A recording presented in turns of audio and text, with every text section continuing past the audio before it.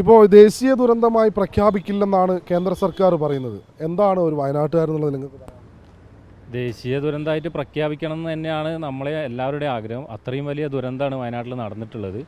അപ്പോൾ നമുക്ക് ദേശീയ ദുരന്തമായിട്ട് പ്രഖ്യാപിച്ച ഒരുപാട് സഹായങ്ങൾ നമുക്ക് കിട്ടും.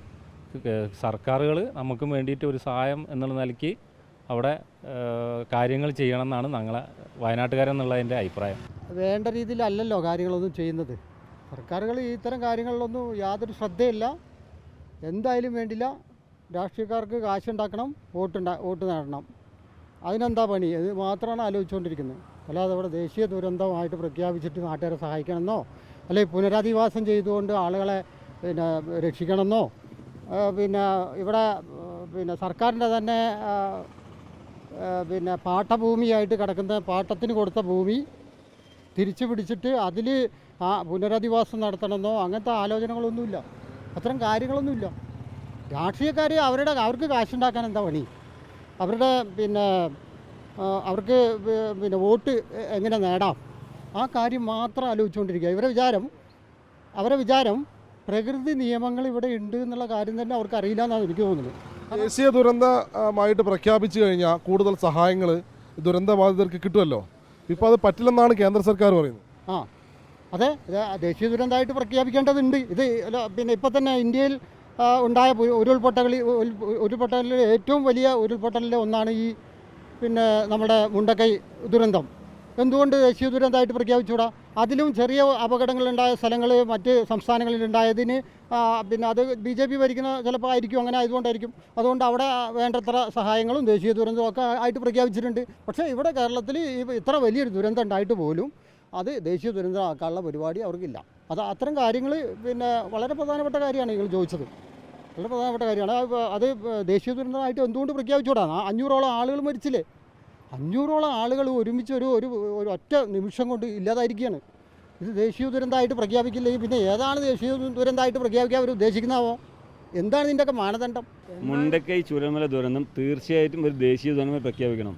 ഇപ്പം നേരത്തെ പറഞ്ഞ മാതിരി 500 അധികമാണ് ഇപ്പോൾ കണക്കിലുള്ളത്. ശരിക്കും 1000ൻ്റെ മുകളിൽ ആൾക്കാർ മരിച്ചിട്ടുണ്ടെന്നാണ് ശരിക്കുള്ള നിഗമനം. അവിടെ റിസോർട്ടിൽ വന്ന് താമസിച്ച ആൾക്കാർ അവരെല്ലാം ആ റിസോർട്ടിൽ വന്നിട്ട് ഏതൊക്കെ കപ്പിൾസും ഇവരൊക്കെ താമസിച്ച ആൾക്കാർ എത്ര ആൾക്കാരിൽ പോയി മറ്റേ അന്യസംസ്ഥാന തൊഴിലാളികൾ, അതുപോലെ അന്യസംസ്ഥാനത്ത് വന്നിട്ട് അവിടെ താമസിച്ച ആൾക്കാർ ഇവരൊന്നും കണക്കില്ല. ഇപ്പോൾ നമ്മളെ കണക്ക് തന്നെ 500 ആൾക്കാർ അതിൻ്റെ മുകളിൽ മരിച്ചിട്ടുണ്ടാവുന്നതാണ് നമ്മളെ കണക്ക്. 1000ൻ്റെ മുകളിലാണ് നമ്മൾ കണക്ക് വരുന്നത്. ഇതൊരു L3 കാറ്റഗറി ആയിട്ട് ദേശീയ ദുരന്തമായിട്ട് പ്രഖ്യാപിക്കാൻ പറ്റില്ലെന്നാണ് ഇപ്പോൾ കേന്ദ്രം. ഇതുവരെ ദേശീയ ദുരന്തം പ്രഖ്യാപിക്കും എന്ന് പറഞ്ഞാൽ ഇപ്പം പറയുന്നത് L3 കാറ്റഗറിയിൽ പ്രഖ്യാപിക്കാൻ പറ്റില്ല എന്ന്. അത് മാറ്റി ദേശീയ ദുരന്തം പ്രഖ്യാപിച്ച് ഈ അനാഥമായി കിടക്കുന്ന ആൾക്കാർ എത്ര മക്കൾ നഷ്ടപ്പെട്ട അച്ഛനമ്മ നഷ്ടപ്പെട്ട മക്കൾ, സഹോദരങ്ങൾ, പെങ്ങന്മാർ, ഇവരെല്ലാം ഒറ്റപ്പെട്ട് കിടക്കുകയാണ്. ഒരു ഉപകാരമോ ഒരു കാര്യങ്ങളോ അവർക്ക് ഇതുവരെ ഒന്നും കിട്ടിയിട്ടില്ല. അതെല്ലാം കിട്ടുന്ന രീതിയിൽ ഒരു ദേശീയ ദുരന്തം പ്രഖ്യാപിച്ചിട്ട് ഇത് നല്ല രീതിയിൽ ചെയ്യണം. എന്താണ് അവർക്കൊരു ഉപകാരപ്പെടുന്ന രീതി, അതായത് ദുരന്തപ്പെട്ട ആൾക്കാർക്ക് ഉപകാരപ്പെടുന്ന രീതിയിൽ ഇത് മാറ്റിയെടുക്കണം എന്നാണ് നമ്മുടെ അഭിപ്രായം. അതിന് കാരണം എന്തായിരുന്നു? ഇപ്പം ഇപ്പോൾ ദേശീയവൽക്കരിക്കുകയാണെങ്കിൽ അതിന് നമുക്ക് ഒരുപാട് കാരണങ്ങൾ. അപ്പം സാധാരണക്കാർ വീട് പോയ ഒരുപാട് ആൾക്കാരുണ്ട്, അതായത് അവിടെ താമസിക്കുന്ന ആൾക്കാരുണ്ട്, മരണപ്പെട്ട ആൾക്കാർ ഒരുപാട് പേരുണ്ട്. ഒരുപാട് ധനസഹായങ്ങൾ കേന്ദ്രത്തിൽ നിന്ന് വരുന്നുണ്ടായിരുന്നു. അപ്പം അത് ചെയ്യാന്നുകൊണ്ടാണ് ഒരുപാട് ആൾക്കാർ ഒരു ദേശീയ ദുരന്തം ആക്കുമെന്ന് പറഞ്ഞിട്ടാണ് പല നേതാക്കന്മാരും പല പാർട്ടിയുടെ ആൾക്കാരാണെങ്കിലും ഈ എന്താ പറയുക ക്ലബ്ബ് വൈസായിട്ടാണ് ഒരുപാട് സഹായങ്ങളുണ്ടായിരുന്നു. അതിനെപ്പോലും ഇല്ലാണ്ടാക്കിയിരിക്കുകയാണ് ഇപ്പോൾ ഈ സംഭവം.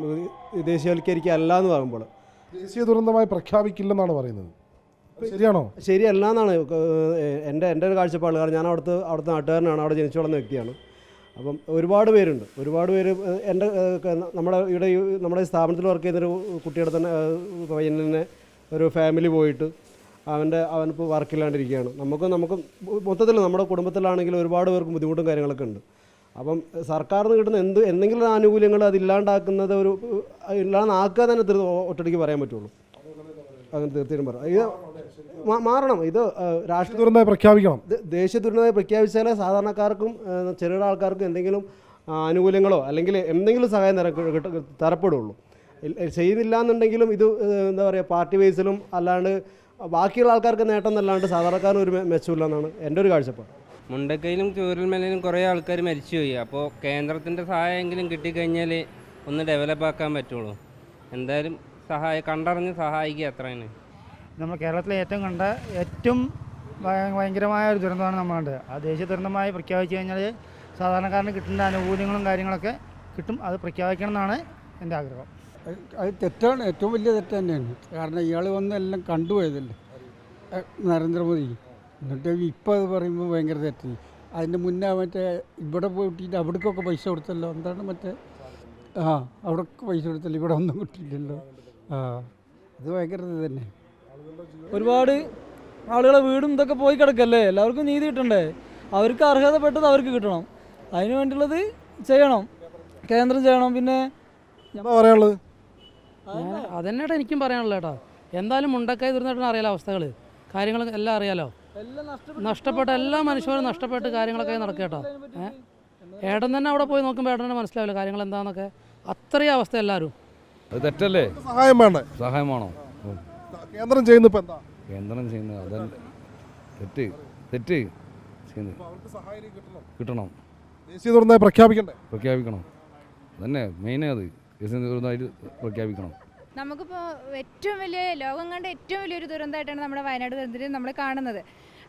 അത് അവർക്ക് എത്രത്തോളം സഹായം കിട്ടുമോ അത്രയും കിട്ടണമെന്നാണ് ഞങ്ങൾ ആഗ്രഹിക്കുന്നതും ഞങ്ങളൊരു വയനാട്ടുകാരി എന്നുള്ള നിലയിൽ ഞാൻ ആഗ്രഹിക്കുന്നത്. അപ്പോൾ ഒരു ദേശീയ ദുരന്തമായിട്ട് പ്രഖ്യാപിക്കുകയാണെങ്കിൽ ചിലപ്പോൾ അതിന് വേറെയും കൂടുതൽ സഹായങ്ങൾ കിട്ടുന്നതിലുപരി ഒരു മറ്റുള്ള എന്തെങ്കിലും കാര്യങ്ങളിലേക്ക് ബുദ്ധിമുട്ട് വരുമോ എന്നുള്ളത് എനിക്കറിയില്ല. പക്ഷേ ഞാൻ ചിന്തിക്കുന്നത് സഹായം കിട്ടണമെന്നാണ്. ദേശീയ ദുരന്തമായി പറഞ്ഞിരുന്നു കേന്ദ്ര സർക്കാർ. ഇപ്പോൾ പറയുന്നത് ദേശീയ ദുരന്തമായി പ്രഖ്യാപിക്കില്ല എന്ന്. അപ്പോൾ ദേശീയ ദുരന്തമായി പ്രഖ്യാപിക്കാതിരിക്കുമ്പോൾ ഒരുപാട് സഹായങ്ങളൊക്കെ വൈകും. എന്താണ് നിങ്ങൾക്ക് അതിൽ പറയാനുള്ളത്? സഹായങ്ങൾ വാങ്ങിയാൽ അത് ദുരിതത്തിലൊരു ബുദ്ധിമുട്ടും. അപ്പോൾ സഹായം എത്രയും പെട്ടെന്ന് എത്തിക്കുക, അതാണ് പ്രഖ്യാപിക്കണം. അതാണ് നമ്മുടെ അഭിപ്രായം. അവിടെ എല്ലാവരും ഇപ്പോൾ ദുരിതത്തിലാണ്. ഇപ്പോൾ പേയ്മെൻറ്റ് വാടകയ്ക്കാണ് എല്ലാവരും. അത് കിട്ടുന്നുണ്ടോയെന്ന് അറിയില്ല. അതൊക്കെയാണ് അഭിപ്രായം.